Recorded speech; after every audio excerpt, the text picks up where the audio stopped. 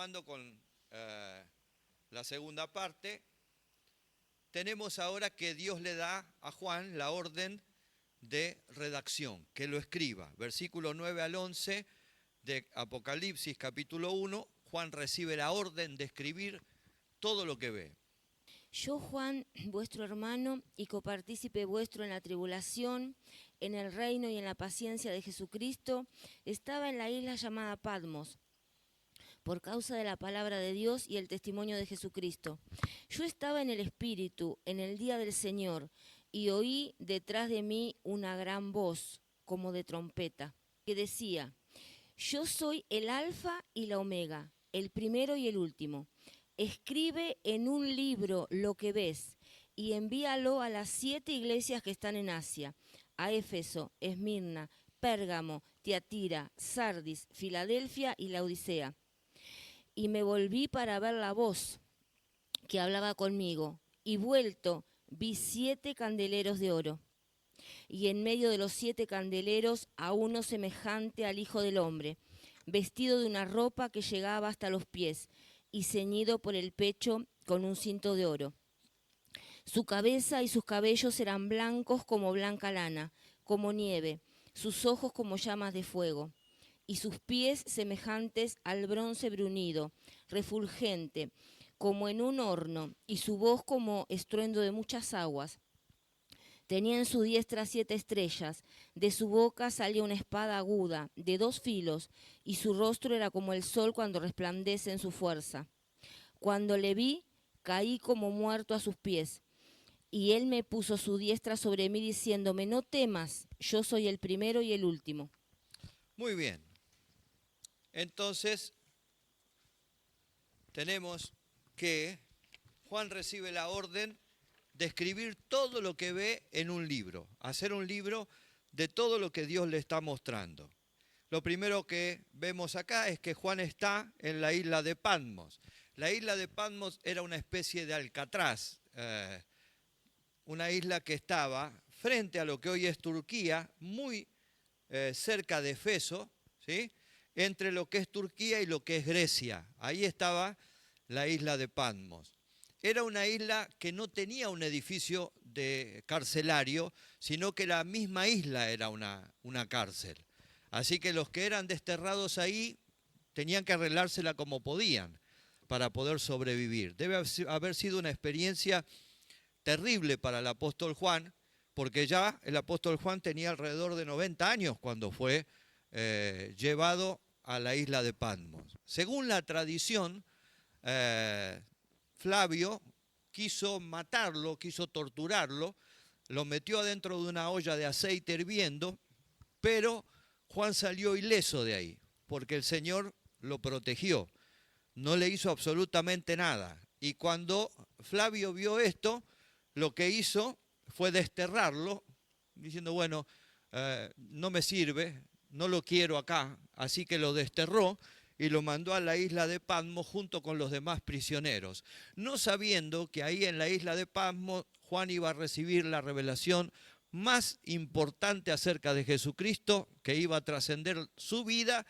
y la historia de la humanidad, ¿no es cierto? Porque es la revelación más grande que tenemos acerca de Jesucristo y del tiempo del fin. Ahí está entonces Juan en la isla de Patmos, seguramente puede divisar desde donde está Éfeso, lo que debe haber sido muy triste para él, porque él fue pastor de la iglesia de Éfeso.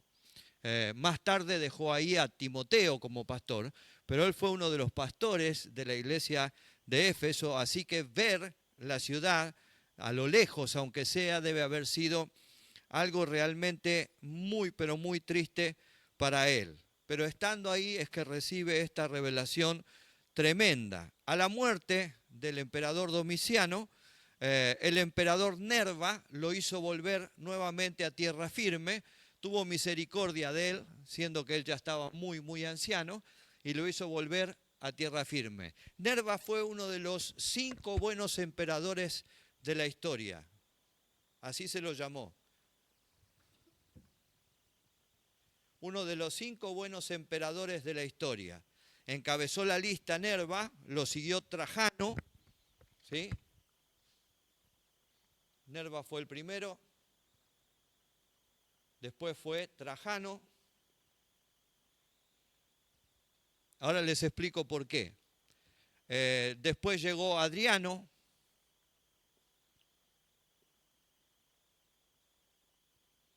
Antonino el cuarto. Y el quinto buen emperador fue Marco Aurelio. Y esto está corroborado en la historia, ¿eh? Es la historia la que lo llama los 5 buenos emperadores. ¿Por qué se los llama los 5 buenos emperadores? Porque fueron distintos a todos los demás. Hicieron progresar el imperio y tuvieron un trato bastante equilibrado con los cristianos.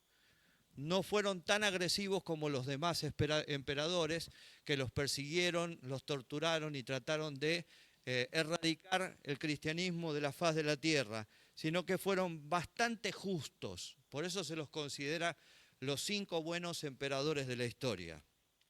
Muy bien, Juan se presenta ahí como nuestro hermano, ¿sí?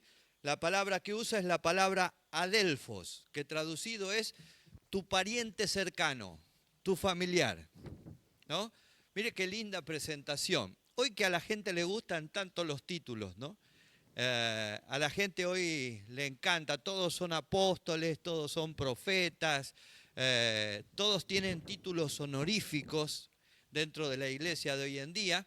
Sin embargo, la presentación de Juan es una presentación maravillosa. Yo soy tu pariente cercano, yo soy tu hermano, soy como un familiar para vos. Así le gustaba presentarse al hermano Pope. Recuerdo que un día llegó a la iglesia y le dije, pastor, ¿cómo lo presento? Lo presento como profesor, como presidente del seminario. Era un hombre que había viajado por el mundo, una eminencia, respetado, valorado por toda la iglesia. Y él me dijo, simplemente hermano Pope, ¿no?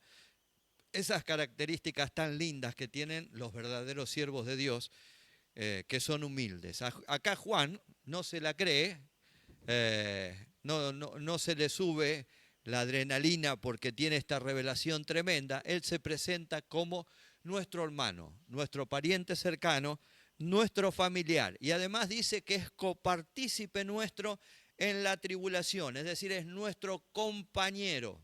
Tienen la palabra griega ahí, sunkoinonos, que es el compañero. Yo soy compañero de ustedes. También estoy pasando por tribulaciones, también estoy sufriendo. En esto estamos juntos, está diciendo. ¿Sí? Y usa la palabra lipsis para tribulación, que es angustia, padecer persecución o estrechez. Es decir, soy tu hermano y soy compañero tuyo en la persecución, soy compañero tuyo en la angustia y en la estrechez. Estamos viviendo lo mismo, de manera que nos apoyamos y nos fortalecemos entre nosotros. Además, habla acerca de la paciencia. La palabra hupomoné, que usa ahí en el griego, es permanecer bajo, ¿sí? Es constancia en las pruebas, eso es la paciencia. Es disciplina, es constancia en actuar bien, es constancia en dar frutos, es constancia en la carrera que tenemos por delante. Paciencia es constancia también en cultivar un buen carácter. ¿Sí? Dios trabaja mucho con nosotros por causa de la paciencia. También se identifica el apóstol Juan dando 2 razones. Él es prisionero por 2 razones. En primer lugar, es prisionero por la palabra de Dios, ¿sí? Por causa de la palabra. Usa la palabra griega logos, que define lo que es un mensaje, muchas veces traducido como el verbo, como la palabra revelada. Por causa de esa palabra, él es que está siendo perseguido. Yo digo que la palabra de Dios tiene que incomodar. Cuando la palabra de Dios está dada, directamente del corazón de Dios, incomoda al hombre, porque el hombre en pecado se siente en descubierto. Cuando el mundo nos aplaude, tenemos que prestar atención, porque algo de nuestro mensaje no lo está incomodando. Y entonces es muy probable que no estemos dando un mensaje cristocéntrico. ¿Sí? Entonces, por causa del mensaje que él tiene que predicar, es que está siendo perseguido, está siendo prisionero. Y por causa del testimonio de Jesucristo, la palabra testimonio es la palabra marturia, que tiene que ver con mártir. Por causa de la palabra, ellos estaban dispuestos a dar la vida por el Señor. Hoy cuando nosotros preguntamos en la iglesia a quiénes dan la vida por el Señor, todos dicen amén y todos pasan al frente. Pero no sé, cuando la persecución real empiece sobre la iglesia, cuántos cristianos van a quedar en pie y van a dar su vida por causa del mensaje y por causa del testimonio de Jesucristo. Se cuenta de lo que pasó en Chile con el gran atropello que fue el gobierno de Pinochet, que un grupo del ejército entró en una iglesia y cuando los hermanos vieron al ejército empezaron a salir hasta por la ventana de la iglesia. De repente el pastor solo quedó y se puso a llorar. Y el jefe del operativo le dijo, pastor, ¿por qué llora? Dijo, porque todos los hermanos se han ido, se han escapado, queriendo conservar su vida y renunciando a Jesucristo. Ellos estaban aquí. Y el jefe del operativo le dijo, pastor, ellos nunca estuvieron aquí. Va a llegar un momento en donde la iglesia va a ser perseguida, tal cual como fue perseguida durante el Imperio Romano. El enemigo va a desplegar toda su artillería contra la iglesia del Señor. Cuando ese momento llegue, Dios quiera que tengamos la fuerza de sostener el mensaje y el testimonio de Jesucristo, porque de eso va a depender nuestra salvación. Luego nos habla acerca de una situación espiritual muy especial. Dice que fue en el Espíritu en el día del Señor, una situación de éxtasis espiritual. ¿Qué es éxtasis? La palabra éxtasis quiere decir estar fuera de uno mismo. ¿Sí?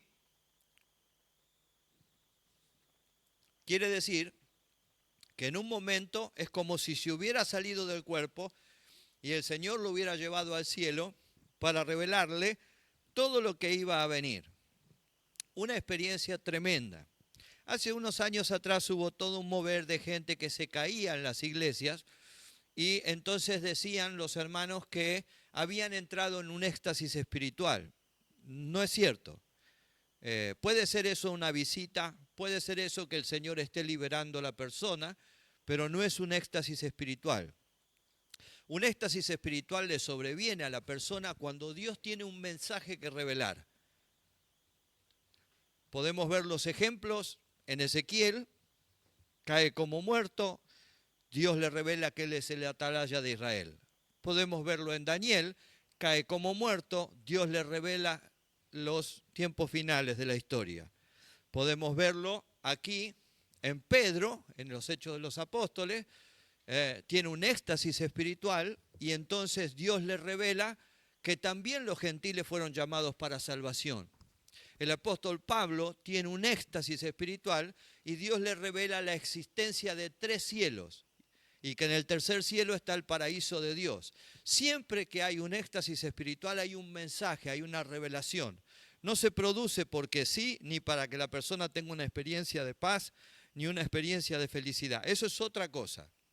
Eso es una manifestación del poder de Dios, es una visita del Espíritu Santo, es una obra de liberación, pero no es un éxtasis espiritual. El éxtasis espiritual va acompañado de un mensaje que Dios quiere revelarle a la persona de manera particular. Y es un mensaje trascendente. Por eso en este caso Juan tiene esta experiencia, probablemente un día domingo, porque él habla del día del Señor, o probablemente el día del Señor esté significando el mismo día de la venida del Señor, pero es arrebatado, es llevado al cielo y Dios le muestra todo lo que va a suceder, todo lo que va a pasar. ¿Sí? 4 veces Juan tuvo esta experiencia en el Apocalipsis. La primera que nosotros vemos es acá en el capítulo 1, pero después en el capítulo 4, versículo 2, vuelve a tener una experiencia de éxtasis. ¿Qué dice? Y al instante yo estaba en el Espíritu, y he aquí un trono establecido en el cielo, y en el trono uno sentado. Muy bien. Tiene un éxtasis espiritual, atrás viene un mensaje, atrás viene una revelación, lo ve al Padre sentado en el trono. ¿Sí? Está a punto de ser coronado el Señor Jesucristo como el Señor de la creación. Esa indicación de que sube acá, ahí en el capítulo 4, nosotros creemos que es una indicación que tiene que ver con el arrebatamiento de la iglesia. Es un simbolismo que tiene que ver con el arrebatamiento de la iglesia. La tercera vez que Juan tiene una experiencia de este tipo es en Apocalipsis 17:3.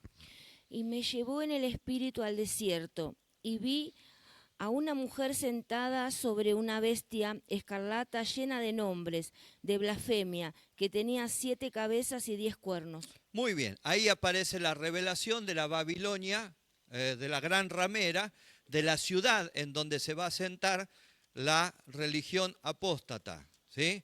Las descripciones que da son tremendas. Se dice que por las descripciones de Apocalipsis fue que modificaron la ciudad de Roma para dejar una colina fuera, porque habla de una ciudad de 7 colinas el Apocalipsis, ¿sí?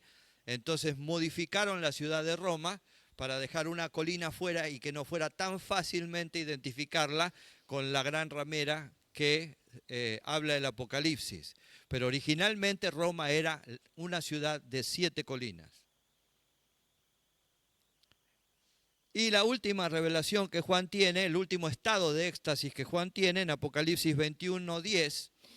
Y me llevó en el Espíritu a un monte grande y alto, y me mostró la gran ciudad, la santa de Jerusalén, que descendía del cielo de Dios. En este caso, el mensaje, la revelación es la nueva ciudad, la nueva Jerusalén, la ciudad santa que desciende del trono de Dios. ¿Se dan cuenta? Cada vez que hay una experiencia de éxtasis, hay un mensaje, hay una revelación implícita. Dios no provoca esto porque sí, Dios no lo provoca para que el hombre sienta placer, Dios lo provoca con el fin de dejar un mensaje claro y contundente.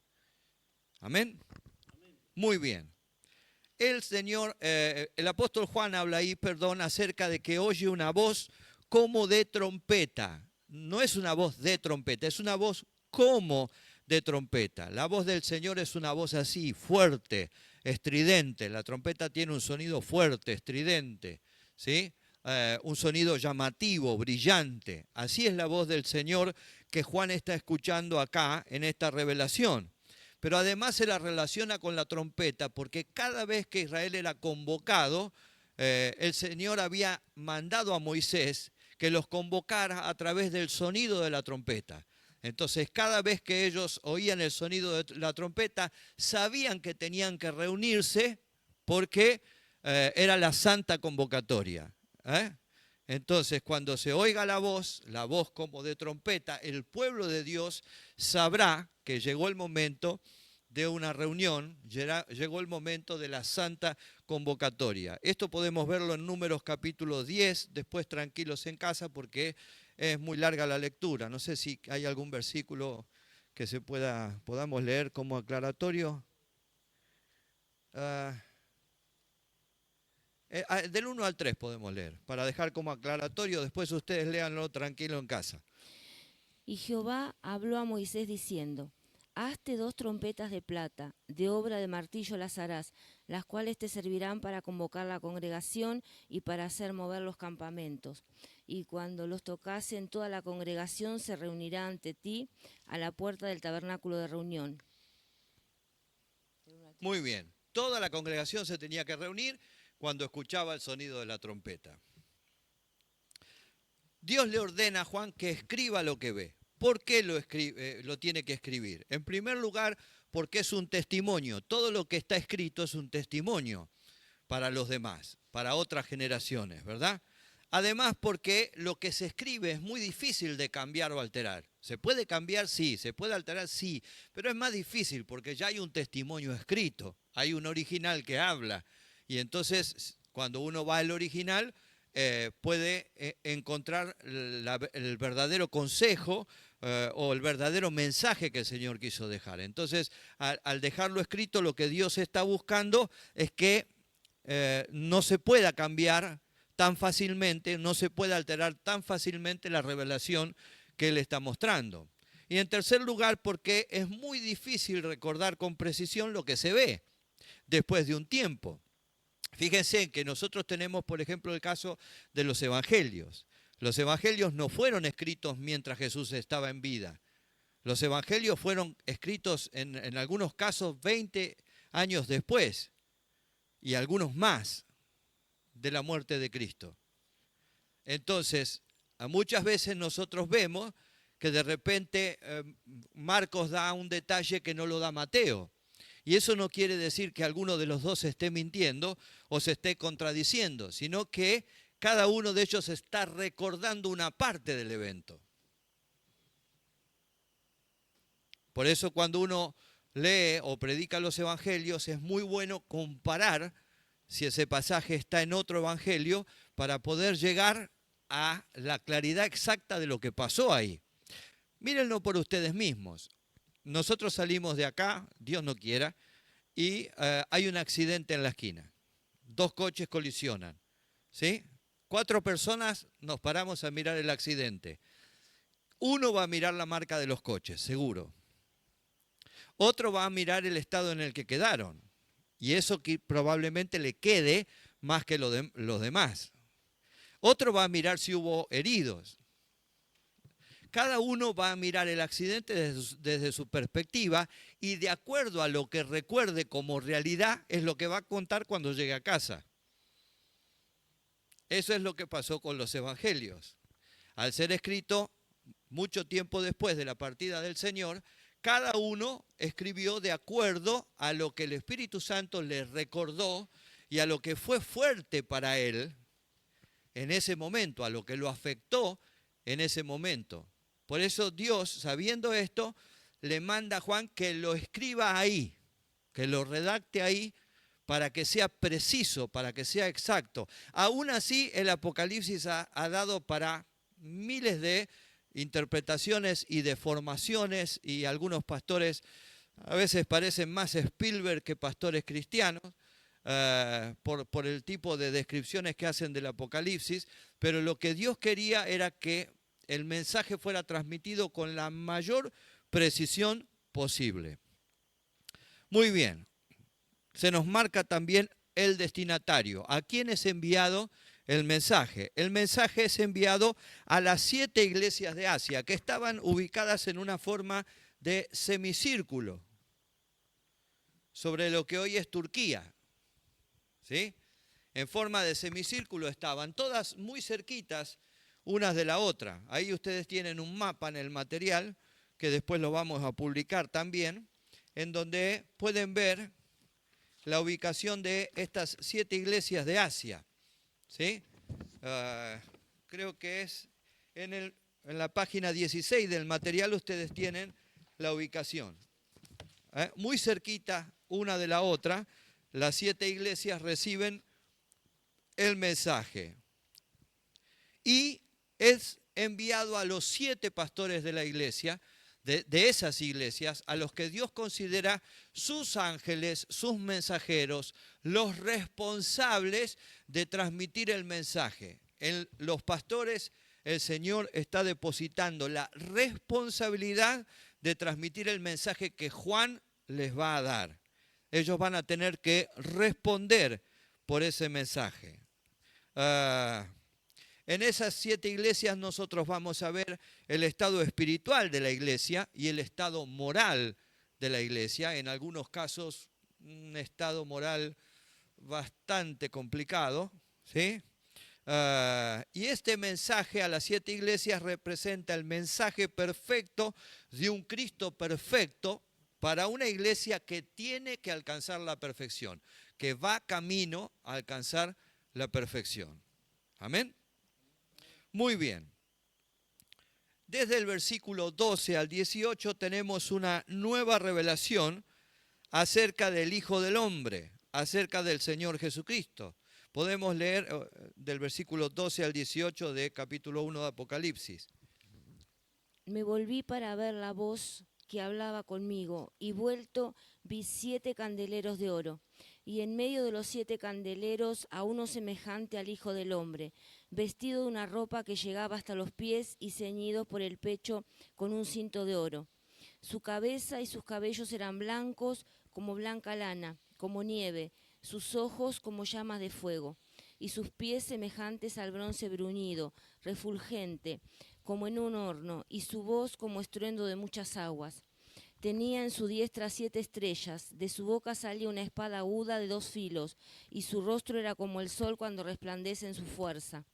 Cuando le vi, caí como muerto a sus pies, y él puso su diestra sobre mí diciendo, no temas, yo soy el primero y el último, y el que vivo, y estuve muerto, mas he aquí que vivo por los siglos de los siglos. Amén. Y tengo las llaves de la muerte y del Hades. Muy bien. El Señor se hace presente ahí, Juan lo ve, Juan lo oye, pero no lo reconoce. No es la misma voz de aquel Jesús que ascendió al cielo, no es la misma figura de aquel Jesús recientemente crucificado y glorificado, no es la misma apariencia. Este es un personaje totalmente distinto y desconocido para el apóstol Juan. Así que en un giro de 180 grados él se voltea y no lo ve a Jesús, pero ve 7 candeleros de oro. El candelero, por lo general, tenía un brazo central y tenía 3 brazos auxiliares. Disculpen ustedes mi dibujito, ¿sí? En el Antiguo Testamento Dios había ordenado a Moisés que hicieran un candelero de oro, ¿sí? Pero ahora son 7 candeleros de oro los que están ahí y están iluminando, porque el mensaje que van a recibir es un mensaje plural, es un mensaje que no es para una sola iglesia, es un mensaje que es para 7 pastores, es para 7 iglesias. En realidad es el mensaje para toda la iglesia de todas las edades, ¿sí? Éxodo 25, del 31 al 37, tenemos la orden de Dios de construir un candelero. Harás además un candelero de oro puro, labrado a martillo, se hará el candelero. Su pie, su caña, sus copas, sus manzanas y sus flores serán de lo mismo. Y saldrán 6 brazos de sus lados, 3 brazos del candelero a un lado y 3 brazos al otro lado. 3 copas en forma de flor, de almendro, en un brazo, una manzana y una flor, y 3 copas en forma de flor de almendro en otro brazo, una manzana y una flor, así en los 7 brazos que salen del candelero.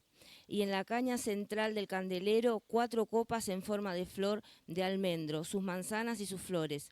Habrá una manzana debajo de 2 brazos del mismo, otra manzana debajo de otros 2 brazos del mismo y otra manzana debajo de los otros 2 brazos del mismo, así para los 6 brazos que salen del candelero.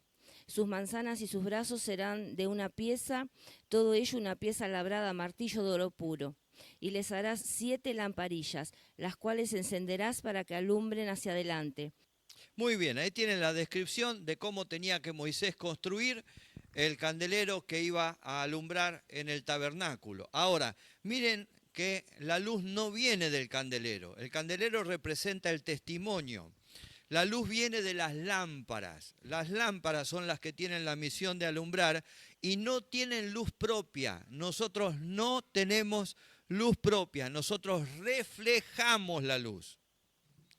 La iglesia tiene la misión de reflejar la luz del Señor Jesucristo. Si la iglesia no refleja la luz, no hay posibilidad de que el mundo encuentre el camino. El mundo está en tinieblas. Hoy la iglesia está perdiendo su gran misión, que es encender una luz para que los que están en oscuridad se puedan encontrar con Jesucristo. Nosotros no somos la luz, nosotros reflejamos la luz. Esto también tiene la connotación de que no somos nosotros los protagonistas de la salvación. Nosotros simplemente llevamos el mensaje para que el mundo pueda creer en el Señor Jesucristo. Jesucristo aparece en medio de los 7 candeleros de oro. Él es la luz. De Él procede la luz. De hecho, hemos leído recién que declaró en Juan 8 y en Juan 9, yo soy la luz del mundo. Él es la luz que puede iluminar al hombre, que puede iluminar al mundo. Y lo hace a través de nosotros, lo hace a través de la iglesia. Cuando hablamos de que la iglesia tiene que iluminar, que los pastores tienen que iluminar, esto está hablando de que tenemos que dar un buen testimonio.